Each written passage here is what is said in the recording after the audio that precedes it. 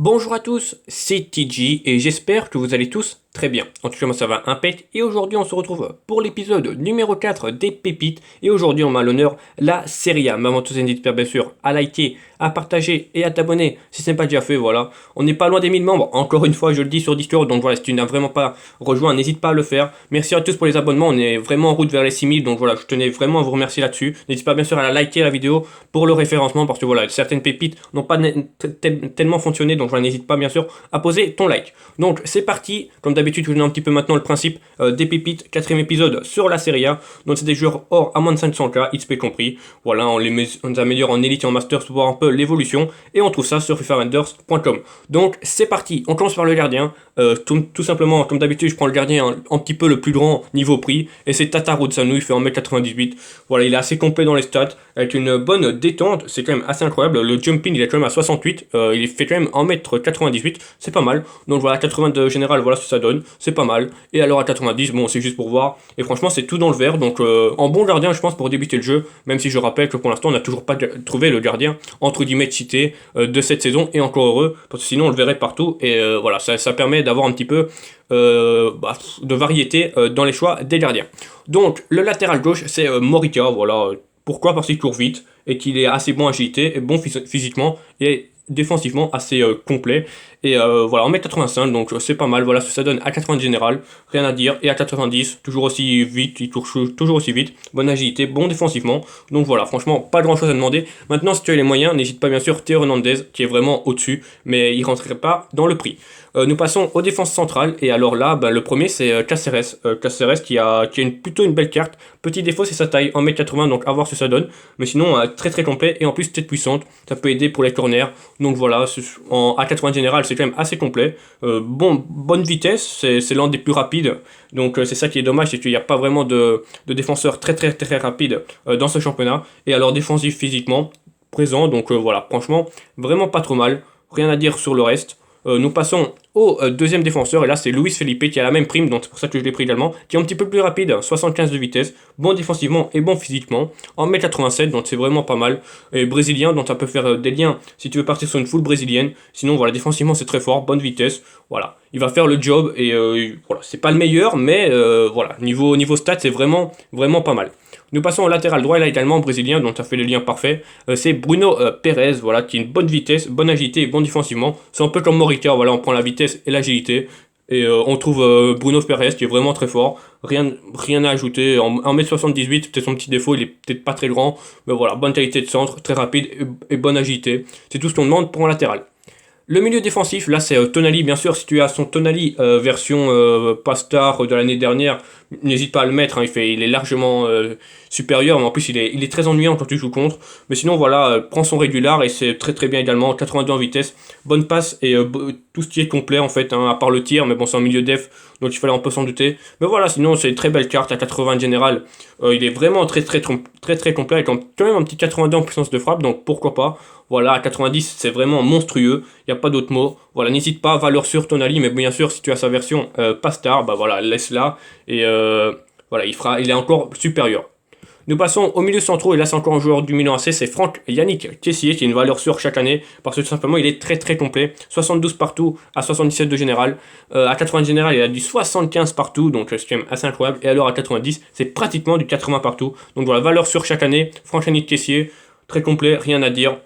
N'hésite pas à le prendre. Et tout simplement pourquoi? Parce qu'il a également la même prime et le même nationalité et bien sûr le même championnat que Akpa Akpro. Voilà, qui est une élite mais qui tombe en dessous facilement des 200k. Donc voilà, n'hésite pas à le prendre, il est vraiment très complet également. Et là, tu auras deux milieux de terrain très très bons, lien parfait, donc c'est plutôt pas mal. Voilà ce que ça donne à 90, franchement c'est quand même incroyable. En milieu de terrain avec 94 de vitesse, c'est quand même très intéressant. Nous passons au milieu gauche, et encore en ivoirien, c'est Jérémy Boga. Voilà, pourquoi? Parce qu'il court vite et il a une bonne agilité, c'est tout ce qu'on demande pour en latéral, et une bonne qualité de puissance de frappe et de centre. Donc franchement il est assez complet, en plus il est droitier, donc il rentre sur son bon pied. Voilà, prime contre, pas grand chose à dire, très belle carte. Pour débuter le jeu, sur le flanc il va faire largement le job. Bien sûr tu as également Perisic, qui est élite lui, à 80 de général, si tu le veux, pourquoi pas, il a 5 de mauvais pied, mais il est beaucoup moins rapide et beaucoup moins bon je pense en agilité, bah toi de voir lequel que tu préfères. Nous passons au milieu droit, et là il faut le prendre directement, enfin assez vite parce qu'il sera plus patable. C'est Lozano en milieu droit, il tout en dessous des 10K, largement possible de le choper, et voilà, très très fort, pas grand chose à dire.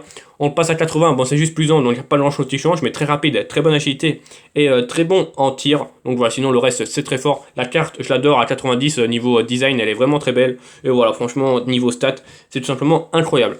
Nous passons au milieu off, et là idéalement c'est encore un joueur élite, mais parce qu'il tombe aussi facilement en dessous des 200K, c'est Miranchuk, voilà, le milieu offensif russe de l'Atalanta, qui a une carte tout simplement très belle pour un milieu off. Voilà, il n'y a pas besoin de plus, il va pas vous coûter grand chose, et vous allez pouvoir le revendre peut-être un petit peu plus cher d'ici 2-3 semaines, donc voilà, prenez-le.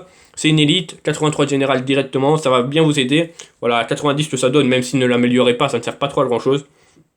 Franchement, rien à dire, attention, gaucher, 3 étoiles mauvais pied, donc faites attention si vous tirez de son pied droit. Nous passons à l'attaquant gauche, et là c'est Mkhitaryan, qui est également en boost, donc c'est intéressant, il coûte pas cher non plus, et lui il est assez complet dans tout ce qui est stats offensives. Il n'a pas une stat meilleure que les autres, mais il est très complet, ça qui est intéressant. Et en plus 5 étoiles mauvais pied, voilà 80, il a 80 partout, donc ça c'est quand même plutôt bien. En plus en ailier gauche de Serie A, vraiment pas grand chose. Et à 90, voilà ce que ça donne, il est vraiment très complet, et je pense que franchement lui il peut faire le job, parce que voilà, cette faculté d'être complet, et également d'avoir les 5 de mauvais pied, c'est quand même assez rare. Nous passons à l'ailier droit, et là c'est Kulusevski, le Suédois de la Juventus de Turin. Et voilà pourquoi je l'ai pris, parce que pareil, il court assez vite, et il est assez complet en règle générale. Il fait 1m86, c'est quand même assez intéressant, et gaucher avec 4 autos de mauvais pied, donc franchement c'est pas mal. Donc à 80 général, voilà ce que ça donne, bonne vitesse et bonne agilité, rien à dire. À 90, c'est vraiment très complet, voilà, avec si on retire le physique et la défense, il y a même du 83 partout, c'est quand même très intéressant. Nous passons aux deux buteurs pour terminer cette vidéo, et le premier c'est Ante Rebic, voilà, le buteur croate de l'AC Milan, et voilà, franchement très complet, lui c'est une valeur sûre aussi chaque année, parce qu'il court assez vite, et il est bon en frappe de base, et il a un très bon physique et bonne agilité, donc voilà, franchement rien à dire, 4 mauvais pieds, 1m85, donc franchement c'est un excellent buteur, très complet. Pas grand chose à dire, très peu de défauts. Si y en a un, bah, n'hésitez pas à me le dire. Je pense que c'est peut-être l'équilibre. De temps en temps, ses dribbles, il va peut-être les rater. Ou alors sa qualité de détente. Mais sinon, voilà, franchement, en début du jeu, il va faire largement le job. Voilà, ça donne à 90, tout simplement incroyable. Très belle carte. Et également accompagné d'un buteur qui a la même finition que lui. C'est Luis Muriel. Et qui lui aussi, qui est tout simplement exceptionnel comme carte. 90 de vitesse, 80 de tir et 85 d'agilité de base. 4 étoiles mauvais pied, en petit mètre 80, voilà, flip-flap.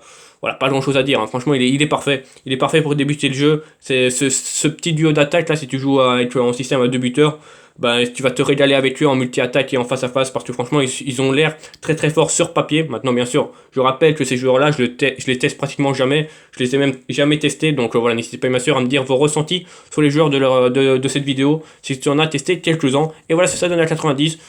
Franchement, c'est parfait, hein. 91 partout, si on retire la passe niveau offensif, c'est quand même très fort. Donc voilà, merci à tous d'avoir suivi cette vidéo sur les 15 pépites de Serie A. N'hésite pas bien sûr comme d'habitude à liker, à t'abonner et à partager la vidéo, voilà, à rejoindre mon Discord qui se trouve en description. J'espère que cette vidéo sur les pépites de Serie A t'aura plu. Et demain, on se retrouve pour les pépites de Ligue 1 pour clôturer cette petite série, hein, voilà, des pépites. N'hésite pas bien sûr à aller voir les épisodes précédents. Voilà, il y avait la Liga, la Bundes et la Première Ligue, si tu les as pas vus. En tout cas, moi je vous souhaite une bonne fin de journée. On se retrouve demain pour la Ligue 1. C'était Titi Liga. Ciao.